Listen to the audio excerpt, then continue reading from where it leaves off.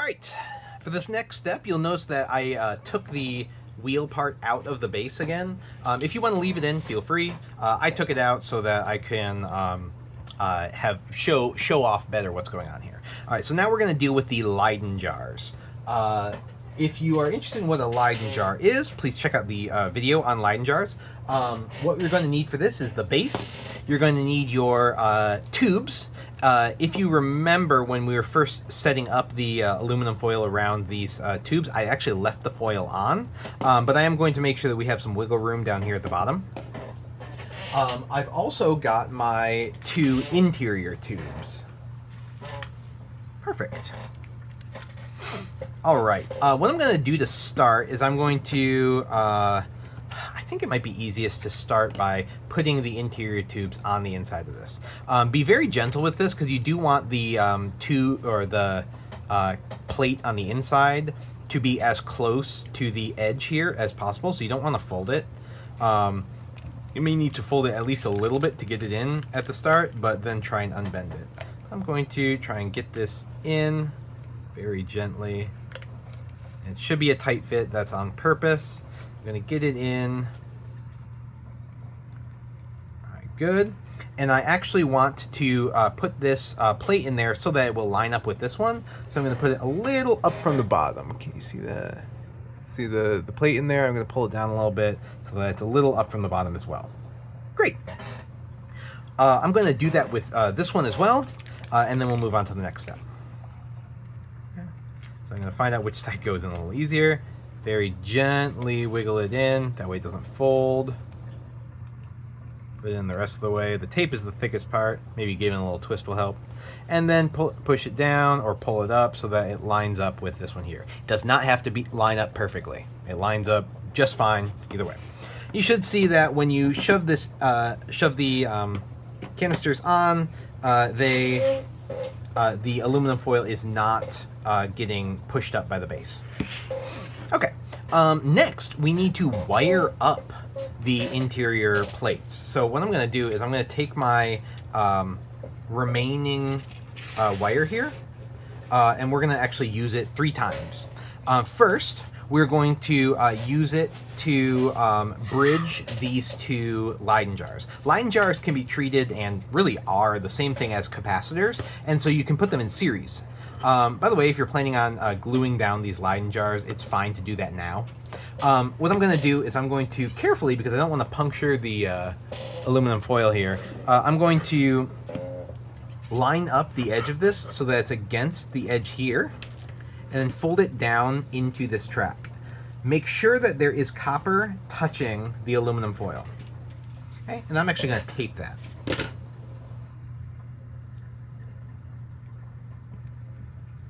Don't need a whole lot of tape, so I'm just going to use this a little bit here. It may be easiest to even pull off the copper, put the tape on the copper, and then tape it. Okay, beautiful. That's taped on the outside. Now I'm going to do the exact same thing with the other side. But this time, once it's lined up, I'm actually going to use my finger to kind of mark how much I need. And I'm going to cut the rest off with my wire cutters, because we're going to end up using this for a different part as well. Okay. And again, I'm going to be careful not to tear through the aluminum foil here, and then I'm going to tape it on.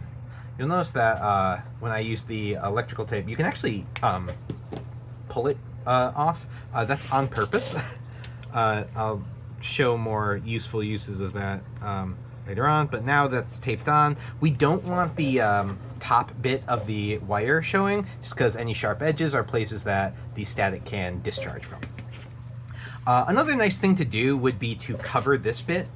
You certainly don't need to, but actually it may be useful to keep it uncovered for the sake of an experiment later on, but either way I'm going to cover it now.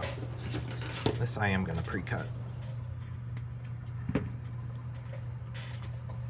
you go. By the way, on YouTube, I saw a million people doing experiments and stuff, and they all had these mats like this, mats that you can comfortably cut on and stuff like that. And I wondered where those were, and then I went into my basement and I realized I actually had some. These mats are usually used for sewing and cutting fabric, and so they're designed so that they almost heal themselves. They don't actually, but they almost heal themselves. So if, when you like cut the fabric on them, you can cut through onto the mat and have it not damage things. So you notice that there's a ton of little tiny cuts on here, but none of them are really big enough to actually cause an issue, which is great because I've actually cut on this like a million times. You can see, and that's not an issue. All right. So next up, we need to take our remaining copper wire, and I'm going to cut it in half. And I'm going to do that. It doesn't need to be perfect, but I'm going to fold it in half, not creasing or anything, and then use that as my guide to where to cut. All right. Basically, what we need is a way to get connected to the interior plate as well. So what I'm going to do is I'm going to take my 2 copper wires. Let's straighten them out a little bit. They don't need to be perfect, but straighten them out a little bit. And I'm going to get 2 pieces of tape here. I'm not going to tear them this time. All right. 2 very small pieces of tape. What we're going to do is take this, put it on the end here. Again, I'm covering up the sharp end of the wire. We're going to have enough sharp edges for static loss that we want to avoid as many as possible. And then I'm going to pull up my thing. I'm going to thread this. I'm going to be careful to, while I do this, thread this down. Notice one side is not sticky. Put that side against the edge so that it doesn't accidentally stick before you want to. And then get it in there as deep as you can into the interior plate, and then tape it to the wall. Make sure there is copper touching the interior wall. And then we're going to do the exact same with the other side. And then I'll show you what it looks like from a different angle. Okay, let's get this in there. I have relatively thick fingers, so theoretically this should fit any finger, but you can actually pull out the foil and make sure that it's in there, and then just shove it back down. Right, and there, that's on. Okay, so this is kind of what it looks like. All right, we are getting very, very close to being done here. In the next step, what we're going to do is put together the Leyden Jar lids, caps, and thread them onto our actual spinning wheels. What I'm going to do next is take my spinning plates and also put them in our base. Remember, the crank needs to go on the outside so that's not getting hit by stuff. And thread this on there. Great. Alright, so now I've got what looks a whole lot like a Leyden jar if you go online and look up a Leyden jar. Or, sorry, not Leyden jar, a Wimshurst machine. I noticed that this still spins correctly. I'm not hitting anything. Things are going smoothly. Great. I also need my 2 Leyden jar caps. Okay. What we're gonna do is I'm gonna take this one first. This is the one that it's gonna be a backwards C. That's just because I'm right-handed. I'm going to take this interior bit and I'm gonna thread it up through this hole. Be patient. Thread it up through this hole. Go.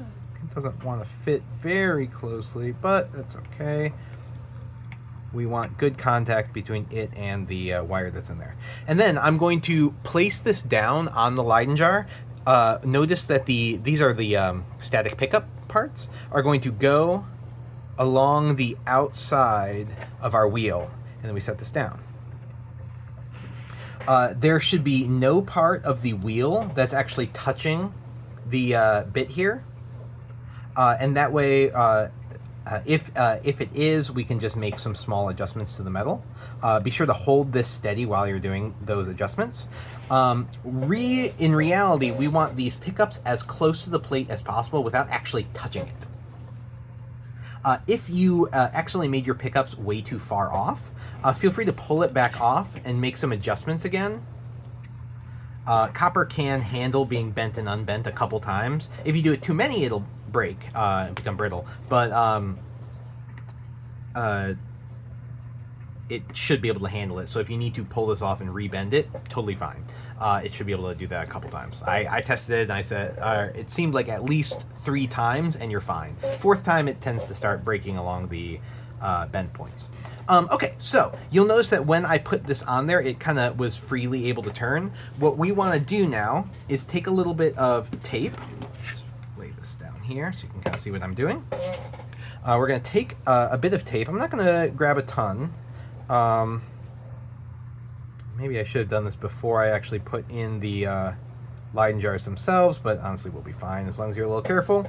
I'm going to get a little bit of tape, maybe 4 or 5 inches of tape. Cut it. And then what I'm going to do is make the top a little thicker by putting a little bit of tape around it.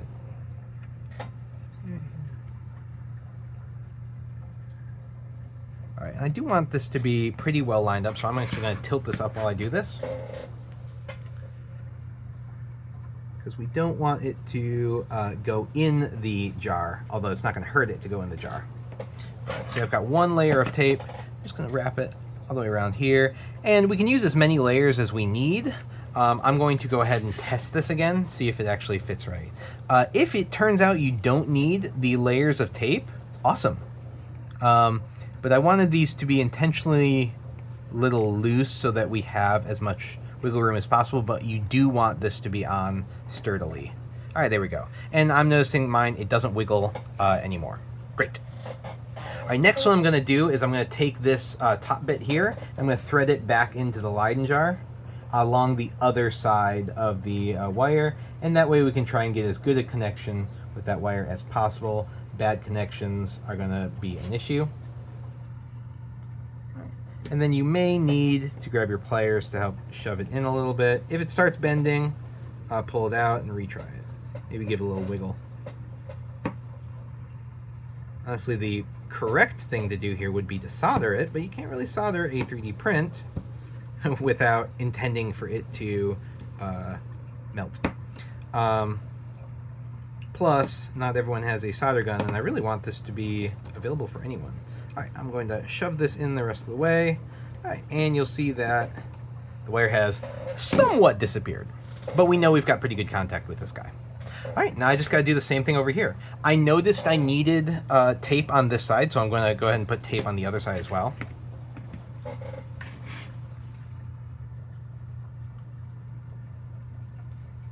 Then we're going to pretty much do everything exactly the same.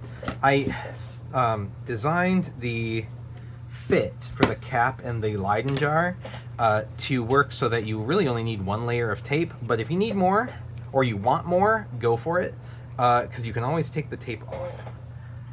Electrical tape is really magical stuff. It tapes exactly as well as you want it to. Alright, got my single layer of tape on there. You'll notice that because the hole is on a different side this time, I'm going to be threading this into a slightly different part of the lid, but that's okay. Be careful to line this up right. If it's bumping the plates now, that's pretty fine. As long as it's not touching them while you're spinning the plates, that's something you'd want to avoid. All right, looks like I may have put on too much tape. I'm just going to shove it down and make it work. There we go. All right, cool. Lined up pretty well, making sure it's not touching on the other side. Awesome. You can always give it a little pinch if it doesn't seem to be lined up right. All right, then I'm going to shove this back in the top. There's a lot of duplication of work in this Leyden jar because it's symmetrical. I don't think that's a problem. I actually kind of like that because it makes it feel more like a project that you can actually, like, the next time you do it, you'd be really good at it because you've done it twice already.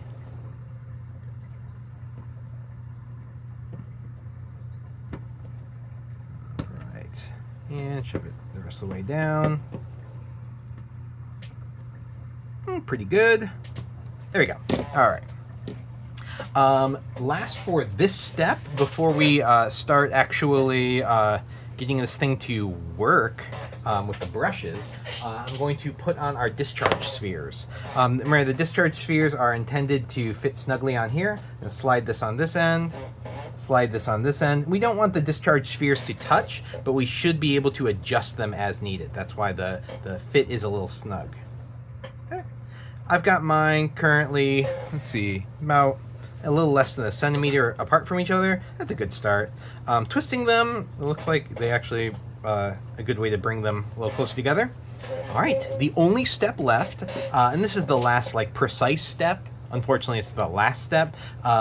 We need to make our brushes.